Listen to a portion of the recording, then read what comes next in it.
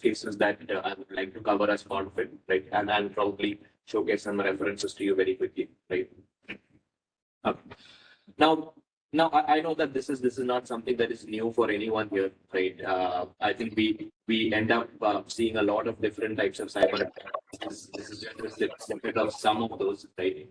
But I think we are surrounded by a lot of different types of attack vectors, different news, different kinds of cyber threat news that we keep hearing, day in and day out. Right? Some more popular examples I think that has happened over the recent past, and honestly, no region, no organization has been devoid of these. Right? Everybody's privy to something like this.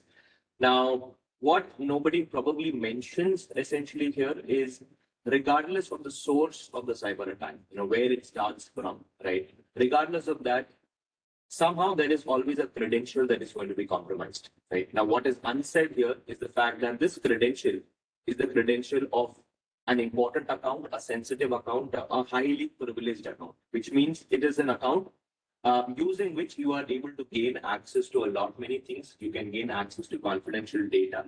You can maneuver and navigate through within an IT network and a setup, right? And that is the baseline that you need to protect those credentials eventually, right? And this is essentially where a privileged access management kind of a system comes into picture, right? So you might be wondering what exactly this is. I'm sure most of you know, but still, just to kind of summarize and for the uninitiated, a PAM system is nothing but a middle layer which protects the user's access to your IT infrastructure and sensitive accounts. Right now, there are different terminologies that I think many people end up using: privileged identity management, privileged access management, privileged account management. Some of them prefer simply calling it a password management or session management tool. There could be different terminologies given to it, but good thing is more or less I think PIM or PAM generally as a broad area is recognized and understood. There is more awareness, right? Now, what drives a PAM solution is a precursor to what I said before, which is you want to control your credentials. And this control is something that is mandated by a lot of different compliance regulations, right? You take any international standards, be it your PCI, be it ISO, be it any banking compliance, right? NISA, NIST. You talk about, I think, different kinds of cybersecurity regulations. Most of them talk about it, right? They would mandate that you need to have a PAM system in place, or it could also be some national standards, right? Many countries also impose a lot of cybersecurity standards and regulations these days, right? That is one aspect. That is one key aspect of why a PAM is needed and what drives PAM as a necessity, essentially, right? Second is you get a better visibility of which user has access to what, right? You have a better governance around it, right? You are able to control and define who needs to be given an access, why they need to be given an access, at what time they need to be given an access, for how long they need to be given an access, so on and so forth. There is that visibility and control that you can get, and you are able to manage that at a very central level, right? These three remain primary parameters of what drives PAM as a necessity, right? Now, see, what are the common challenges? What are the common pain points that a lot of them talk about, right? Now, you look at any organization. Now, this, of course, depends on, I think, the scale and the size of the organization also. But typically, you may segregate into three teams, right? One is your security, who looks after security specifically, or risk teams, for example. There are your infrastructure and operations teams, and there will be your governance teams, right? Now, everybody will be looking at different kind of challenges. They have different requirements, different KPIs, essentially, right? Risk for a security team, for example, their primary motto is: are the passwords being secured? Are they being vaulted somewhere, right? Are they being automatically rotated? Are there multiple users using the same password? Those are the things that they need to mitigate. So that is their primary concern, right? Infrastructure and operations guys, they have a very different challenge. They have to ensure that all systems are up and running. Users are able to take an access all the time. There is BAU that is established. There has to be a high uptime. That is something that they are more concerned with more. That's what drives them essentially, right? Their pain areas revolve around those, right? Governance and compliance, of course, their primary job is to make sure are they able to see at a central level what is happening? Can they drive those control factors? Are they compliant with all the regulations? Can they ensure that in the next audit they will have a high audit score, right? These are their main pain points or main KPIs essentially that drive them, right? And these are the areas where we need to be asking questions, right? Where we need to be understanding why a PAM is required and what a customer essentially requires in their organization to make PAM a success. Now, how is PAM evolving in the current context, right? Now, of course, I've spoken about passwords, so you must be wondering if it is just about managing the passwords. What is really the relevance today of PAM? You know, why what more makes PAM drive more value for the organization at the end of the day, right? Now, there are three main areas that we find all organizations are moving towards, or where IT is kind of evolving towards, right? One is there is a lot of remote access that's being provisioned. Right now, this is not just for internal users, but you end up giving access to remote users, third-party contractors, vendor users. Everybody has that flexibility. You want to give that flexibility, but with that flexibility, you have to ensure that there is a zero trust access that's being given. Right, that is one aspect of it. Second, there is widespread cloud adoption. Right, majority of the organizations that we speak with, they are talking about either they are moving into cloud or they already have a cloud setup in place. Now, when I say cloud, I'm talking about both scenarios where they could have a public or a private cloud instance, right? There is, I think AWS, Azure, Google, all these are very rampant right now. Most of them are adopting these, public cloud platforms, right? And the thing is, with that cloud adoption, the pace of your IT, the way at which your IT resources grows, right? The access grows. There is no limit to that. There is no boundary to that, right? Third is because of these aspects, there are going to be privileges. Many people are going to have access to the same resources, the same system. All of these are critical system at the end of the day. And because of that, you are having a broader attack surface and a broader risk factor. You're going to have risks spread across everywhere. You need to be able to be in a position to manage those, right? Now, when it's a zero trust based remote access, the biggest concern with this is you can never be sure whether the machine or the endpoint that they're connecting from can be trusted, right? This very machine that I'm connected on, if I am given an access from here to your IT, can you ensure that my machine is secure? Maybe not. That's an untrusted endpoint for me, right? That is the biggest risk factor that an organization has to solve, right? Can you not give a remote access? That's also not an option these days, right? So there is a lot of perimeter security that's given. You kind of provision a VPN, you get the right kind of firewall configuration settings so that you try and secure at the border level, right? But that kind of creates a lot of friction. It takes time to provision an access for a user. Nothing is smooth, right? The whole operational experience of it is cumbersome, right? And there is no respite on the zero trust aspect of it, right? This remains a challenge in the current context, right? Second, as I was mentioning, cloud adoption, right? Now, where the challenge lies here, when you have on-premise systems, you have a certain number of systems, you know what are the kind of target systems that you need to protect. The moment you even go hybrid for that matter, not just completely on cloud, but even hybrid, you have your on-premise systems. You also have all of those systems being migrated to cloud, for example, and you will have a separate set of cloud workloads, right? For example, an AWS console will have its own set of IAM admin account, right? A root account, right? Which is again a critical access technically, right? Can you really scale with that? Can you really protect access to those resources? You can just imagine what the situation would be if you have multiple cloud providers, and this is a reality, right? Many of them would have multiple cloud solutions, multiple cloud platforms. The point is, this only drives more privileges, right? There are a high number of privileges that exist whenever you're scaling with cloud. You need something to match up to that scale. Your security should match that scale. Third is you have your privileges everywhere, which means, let's say I as an identity will have access to my endpoints, different workloads, be it on-premise or cloud, or even business applications for that matter, right? I need to centralize and make sure that as an identity, I am given access across everything, right? There is a demand for that. You have to give that access, right? But at the same time, you need to ensure that the access is protected and secure. Now, there are too many such privileges like this, right? There are too many broad attack vectors, as I was mentioning before, right? And you still have the need to centralize and manage it so that there is more control, there is more visibility, right? See, you can only secure what is known. Typically, what is unknown, what is not seen, that is something which takes a lot of effort to secure, right? And cloud remains one such aspect. Privilege remains one such aspect because there are a lot of privileged accounts or sensitive accounts that are spread across the systems, which you may not even know of today, right? And that is the unknown that you need to secure, which a PAM system can do, right? Now, what is the issue with a lot of ways of how PAM is dealt with is that typically PAM is always seen as a very complex tool, a complex solution, right? It ends up becoming very hardware intensive. It is difficult to deploy the tool. It is difficult to manage the tool on a regular basis.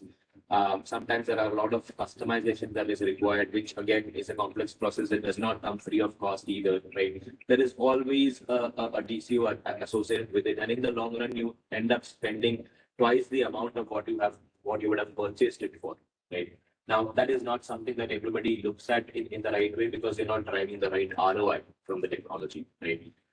Being a security tool, of course, you can never compromise on the security aspect, right? And so, which is why you cannot rely on any obsolete approaches. You cannot rely on anything which is unencrypted, which could expose you to more attack vectors, right? At least in today's times, considering how IT is advanced and evolved, you need to be able to take care of those aspects, right? And this remains a challenge with many of them because while security may not essentially be compromised, but at least from an administration and a packaging standpoint, right, things still remain very complex, right? And that's something that needs to be addressed essentially.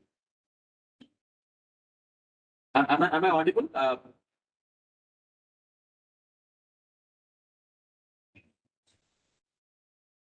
Thomas, am I audible? I'm sorry. Am I audible? Can you hear me? Could you please take mic a little bit closer to you because I had some info from attendees that it might be a problem. Sure. Is it better now? Yeah, now it's excellent. Thank you. Perfect. Okay. It's just the voice is missing somewhere when you are speaking. Like I don't know. Okay, I'll take better note of that. I guess I'll speak closer to the machine. I guess. I hope you can hear me loud and clear now. Now it's fine, I believe. Perfect. All right. Wonderful. Thanks for that. All right. So considering the kind of challenges that I mentioned before, right, and that's essentially where we come into picture, right? We have kind of reinvented the wheel in terms of how we need to deliver PAM as a technology, right? What are the challenges that we need to solve at a ground level, not at a capability level, but at a ground level, what do we need to provide organizations so that they can have better adoption? And that's something that we have solved at a very core level, right? This is where we stand apart. We set ourselves different as compared to all the other vendors, essentially, right? Now, the first thing is we provide a single stack platform, right? And what that means is there are different areas of the privilege management universe that we cover, right? It's starting with your privileged access management at the core for your infrastructure, for your servers, network devices, databases, applications at all those levels, all the way to even your endpoints, meaning your workstations, laptops, desktops. We even provide privilege management across those. And we cover a third area of DevOps, right? Wherein between applications, if there are untold passwords, if there are secrets that need to be passed along, we manage those aspects, right? Now, these are three core modules or product lines, you may call, which we cover within the same stack, within the same platform, which means it leverages the same components, it leverages the same architecture, it leverages the same what, right? You do not have to implement them independently. You do not have to manage them independently, right? You do not need a separate skill set to manage all of these separately, right? All of this remain part of the same platform. You can enable it as and when you need it, right? And that remains a key distinguishing point because from an organization's perspective, they stand to drive more value as and when they use the technology more and more, right? For example, they may start with a PAM today. They may want to expand that to their endpoints. They may also want to start monitoring and managing some secrets across their development environment, right? These are the areas that you are able to tackle from the same platform without needing too many different resources, right? And this remains a core USP for us because this is architecturally something that we have managed to innovate, something that we have managed to build for within our platform, right? And this is one strong reason why a lot of customers prefer the tool. Coming to the next part, what we've also managed to achieve is we have tried to make PAM as lightweight as we can. Now, if you recall, I was mentioning about a challenge where many a times PAM is looked at as a complex solution because it remains hardware intensive, resource intensive. We have tried to keep it as lightweight as we can, and we've managed to achieve that, by the way, right? We have solved a lot of packaging problems associated with PAM. As I was mentioning, we have built it on a microservices based architecture, right? We have all the components built into the tool, embedded within the tool, including the vault, right? There are a lot of automation powered approaches within the tool that make it easier for the organization to manage PAM on a daily basis, on a regular basis. And that helps you to achieve a lot of significant cost saving in the long term, right? So while of course we remain aggressive on the licensing part of it, but the key differentiation comes in terms of the deployment infrastructure, the kind of hardware that is or resources that is required to deploy the PAM, right? Which remains considerably lower, right? And the automation powered approaches that makes deployment faster and daily operations of PAM much simpler, which helps you to achieve a significant cost saving up to the total of 40% of the total cost, right? These are some important elements which really drive value at the end of the day, right? Are you really getting more for the money that you've invested? Yes, you are, right? And this is something that proves that important aspect for you.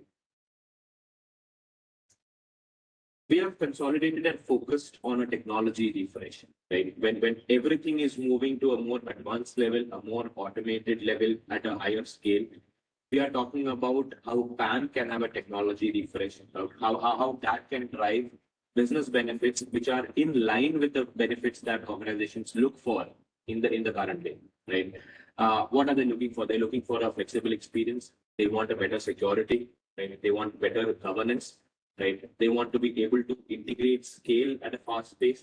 And all of this, they want to make sure that they're able to do at the right cost, right? Without bloating the cost too much, right? And these are the essential factors that we have incorporated and we have focused on to make PAM a success, which we currently do, right? We have more than 400 odd customers across over 20 countries, right? It's never been easy. It's never been an easy task, but they're able to drive that value for all of these customers, right? We have a high customer retention ratio, right? Which says that customers stick around. They continue to use the tool over the past 4 or 5 years. They continue to remain customers and use the tool, right? This talks about the kind of flexibility our platform has been able to provide. Now, coming to key use cases, right? Now, the first thing that our PAM solution does essentially is it helps you to do a 3-step authentication, right? One is on, of course, the verification, the authentication part of it, which remains with, an integration with the Active Directory or the LDAP or any IDAP systems, SAML-based authentications, ADFS, it could be anything. We do a first level of authentication there, right? We have established the second factor of authentication and MFA built in within the tool, which is part of the solution, by the way, right? We have a built-in MFA that we have built, which is based on a offline OTP mechanism, right? We have a Sectona app, which helps you to do a second factor of authentication at that level, right? There are, of course, ready integrations with other tools as well. You can use a Google Authenticator, a Microsoft Authenticator, any other third-party tools, maybe even a YubiKey for that matter. Any radius-based authentication, we can support a second factor on those two. But primarily, there is a built-in MFA that's already available, which is, as such different compared to most of them. The second step is we do an authorization. This is the control factor, right? We provide just-in-time policies, right? So if you want to allow access to a user on demand, right, you can provision those access. There are different just-in-time policies configured within the tool that make sure that there is no predefined access there. Someone is given an access on demand. You can even simply have a workflow-based access where someone requests for an access, it goes through an approval cycle, and only after that can they have an access to the system, right? This is the authorization level. And the third is the access level itself, right? How do we really secure the channels of access, right? Whether that access that a user takes to the target system itself is secure. And this again is where we have done some very good work, right? In our privilege session management, essentially, right? where we are talking about how you can offer hybrid access to users. So now let's take an example. Typically in an IT setup, I think you will have Windows-based access, RDPs, or Unix-based or SSH-based access, any client-based access or web applications, right? We offer access to all of these systems to the users on three approaches, right? It would either be via the browser, and mind you, this is a browser-based access which we are giving without requiring any additional server or terminal server or jump server, right? We are virtualizing them and giving it over the browser. You can give an access based on any native tools that you may have, or there is a simple Sectona client-based access also, wherein a client is installed on the machine, and through that you are able to give an access, right? All of these different types of access types are supported, and this can be configured depending on the profile of the user, which means whether this is a remote user, whether this user is connecting from within the corporate LAN, whether they are connecting from a secure machine or a secure IP. Based on all of those different parameters, you can define how you want to allow the user to access, whether it should be over a browser, whether it can be through a native tool or a client, you can define that. And this we do across all of your target systems, not just for RDP SSH, but even for SSHs, your thick clients, your web applications, maybe some of your firewalls, maybe a web app, a web console, for example, all of those, right? This is something that we have uniquely managed to create within our technology, right? And this does not require a lot of heavy hardware systems or resources. We are able to concise it, virtualize it within our PAM itself, and deliver it to the customer eventually. Additionally, what we are also able to do is there is a technology built within which helps you to develop any custom application or custom connectors, right? Say, for example, tomorrow there is a application, a built-in application, for example, that you want to integrate with PAM. You want to start managing that and monitoring from PAM. You can create those connectors on demand. Right? There is a framework which helps you to do that. We call it the plugin designer. You are able to create those connectors or plugins by yourself, right? That is something that we have created. You are able to define all of these policies at a central level based on different profiles and parameters, as I mentioned before. These are all software defined proxies, right? So they remain secure, they remain encrypted. You do not have to install any additional servers or jump servers or licenses, as I mentioned, right? And it helps you to achieve all of those zero trust and just in time parameters, essentially. Another aspect is from the automation approach, which I was mentioning, right? Wherein you are able to do a complete through and through discovery, right? We do it at an asset level, a comprehensive one, right? So be it your VMs, your servers, your systems, your network devices, even we can discover those on a continuous basis, right? On real-time basis. You can onboard them automatically within PAM. Same goes for your privileged accounts, right? And you may even sync these with your AD privileges. You may pull those policies from the AD and sync those same things with the user and the account and the asset, right? Which helps you to again reduce your time to provision access, or you can even dynamically profile what kind of access needs to be given to users, right? This is not a manual effort, not a manual task. There's a lot of policy and process driven automation that can be achieved from within the tool, which helps you to reduce your time to provision and access for a user up to 90%, right? This helps you to discover any unknown accounts, even service accounts, for example, right?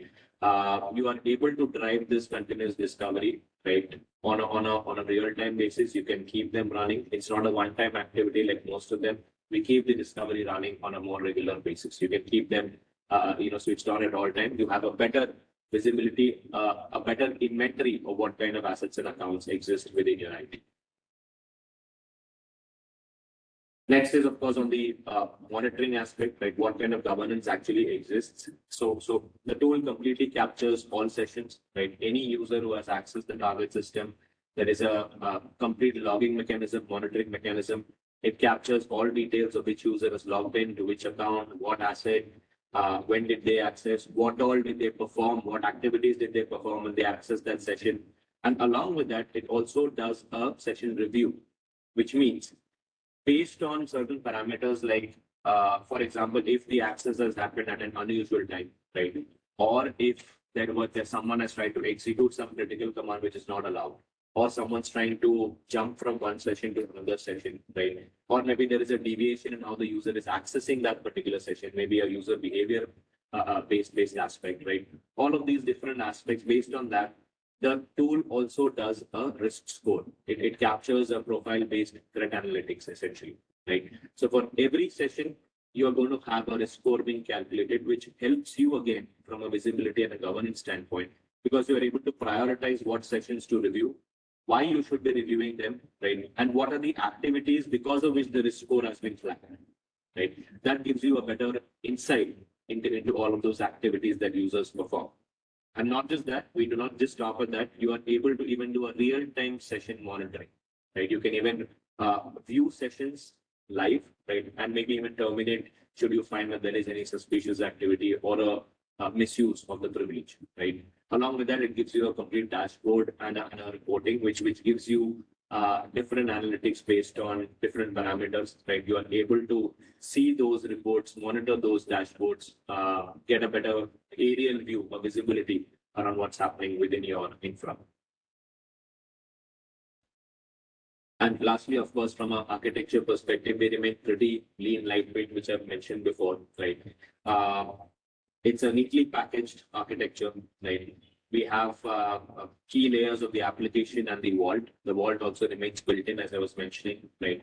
We have also software-defined proxies, again, which I mentioned earlier, right? These are all microservices based. We are because of the kind of architecture this has, you are able to support high availability built in. No need for any manual intervention, right? And you are able to scale this up or extend this to multiple different sites. What that means is, say an organization has IT spread across different either geographical locations or maybe different cloud instances, perhaps, you are able to extend the PAM license, or you are able to extend those to multi-site or multi-tenanted architecture with still a centralized authentication or a centralized logging mechanism, right? At the same time, you can achieve distributed architectures as well, but you are also able to support the same central instance, and you're able to manage multiple different tenants or sites because of the kind of lightweight architecture that we have. Right? So that's something that I wanted to highlight. These are some of our more global references across different sectors. But that is, I think, that from my side. Thanks for that. Any questions, please?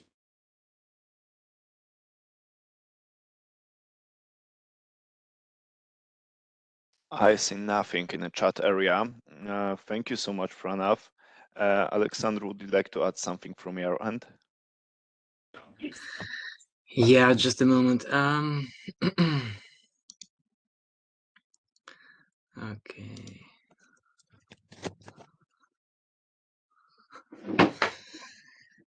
Can you see me, guys? Can you hear me? We can hear you, we cannot see you. Okay. Start video on the bottom.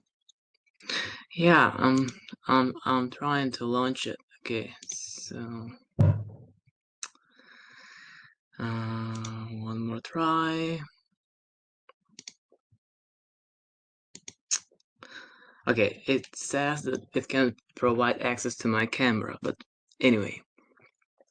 Well, yeah. I wanted to perhaps to wrap up a wonderful pitch that Pranav gave to all of you guys. So first of all, let me introduce myself. So my name is Alexander, and I'm regional sales director at Sectona, and I'm in charge of a very important mission at Sectona here because Sectona's voice and face, so presence in Europe. And first of all, let me tell you, because I expect that we may have both partners and customers on this webinar. So my go-to-market strategy is to make sure that we can speak same local languages that our customers do. And that's why I'm very grateful to Tomasz for organizing this webinar, because I believe that Bakatech is a perfect partner for us in Poland and in Eastern and in Central Europe.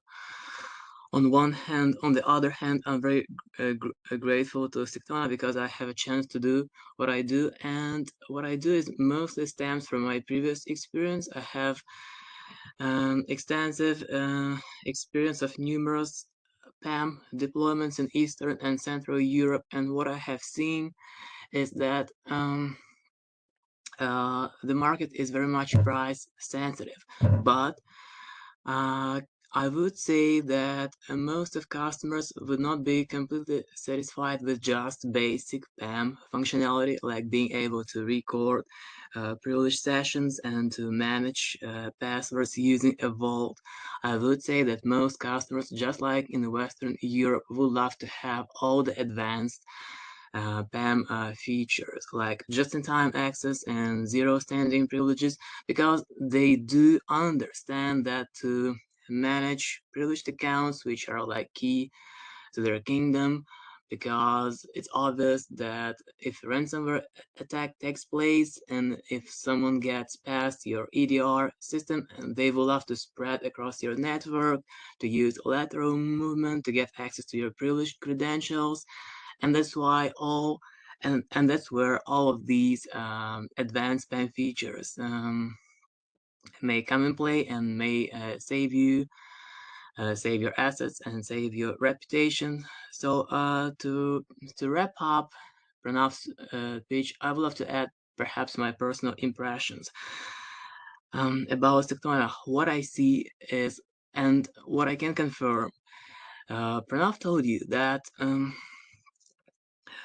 Sectona did its best to offer a lightweight PAM solution, and it's indeed true. What I can see is that simplicity is at the core of what Sectona does and what it can offer.